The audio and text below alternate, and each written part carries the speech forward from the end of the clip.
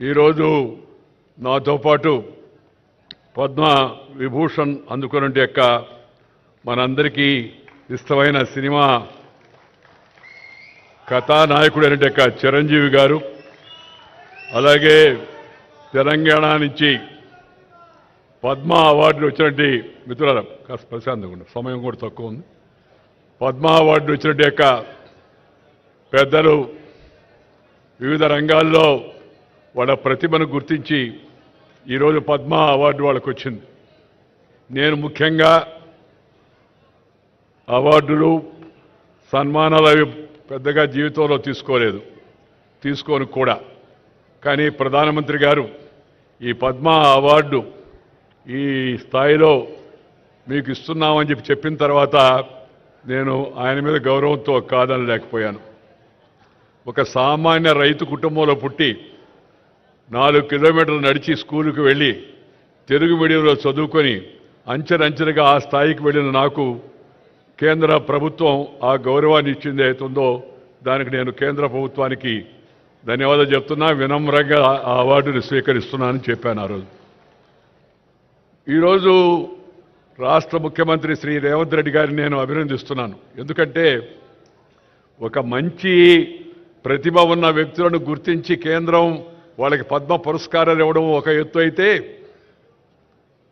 అలాంటి పురస్కారాలు అందుకున్న వారిని, మన తెలుగు వారిని ఈ రాష్ట్రంలో పిలిచి సన్మానించాలని చెప్పని అనుకోవడం అవుతుందో ఇది మంచి సాంప్రదాయం అని చెప్పని నేను భావిస్తున్నా. సాంప్రదాయానికి నాంది పలికిన రేవంత్ రెడ్డి గారిని హృదయపూర్వకంగా అభినందిస్తున్నా. నాకన్నా చిన్నవాడు కాబట్టి ఆశీర్వదిస్తూ ఉన్నాను. శ్రీ రేవంత్ రెడ్డి నాకు చిన్నప్పటి నుంచి తెలుసు. చైతన్యశీలి, ఉత్సాహవంతుడైన యువకుడు. అలాంటి వారికి రాష్ట్ర ముఖ్యమంత్రిగా అవకాశం వచ్చింది. ఆయన హయాంలో మరిన్ని మంచి పనులు జరగాలని, తెలంగాణ యొక్క సర్వతోముఖ అభివృద్ధికి ఆయన పూర్తిగా కృషి చేస్తారని నమ్మకం నాకుంది. దానికి ప్రజల యొక్క ఆశీస్సులు కూడా ఉంటాయని చెప్పని నేను భావిస్తూ ఉన్నాను. ఈరోజు ఈ పద్మ అవార్డులు ఇచ్చిన వాళ్ళని మీరు గమనించండి. మనం చిన్నప్పటి నుంచి చూస్తూ ఉన్నాం పద్మ అవార్డులు. కానీ ఇలాంటి పరిస్థితి ఇంతకుముందు పెద్దగా రాలా మనకి. పద్మ విభూషణ్ వచ్చిన వాళ్ళ గురించి నేను మాట్లాడడం లేదు. పద్మ అవార్డులు వచ్చిన వాళ్ళు ఎవరుతున్నారో వాళ్ళ గురించి. ఎందుకంటే మట్టిలో మాణిక్యాలను ఆ వాసన పట్టి గుర్తించి బయటకు తీసినట్టుగా ఈ మహానుభావులను, మహా వ్యక్తులను కేంద్ర ప్రభుత్వం నరేంద్ర మోడీ గారు వారికి గుర్తించి పద్మ అవార్డులు ఇవ్వడం ఒక కొత్త సాంప్రదాయం. ఏంటంటే రికగ్నైజింగ్ ది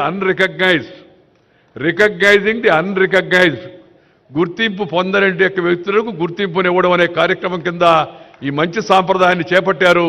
వారికి కూడా నేను శుభాకాంక్షలు అందజేస్తూ ఉన్నాను. నా తోటి మిత్రుడు, ప్రేమపాత్రుడు శ్రీ చిరంజీవి గారికి పద్మ విభూషణ్ లభించినందుకు నా సరసన నాకు ఎంతో సంతోషంగా ఉంది. ఎందుకంటే నేను ఎప్పుడు ఆయన నటనా సామర్థ్యాన్ని గురించి, ప్రతిభను గురించి చెప్తూ ఉంటాను. గతంలో కూడా చెప్పాను, మీ సౌకర్యార్థం మళ్ళా కూడా చెప్తూ ఉన్నాను. తెలుగు కళామ తల్లికి 2 కళ్ళు స్వర్గీయ నందమూరి తారక రామారావు గారు, అలాగే అక్కినేని నాగేశ్వరరావు గారు.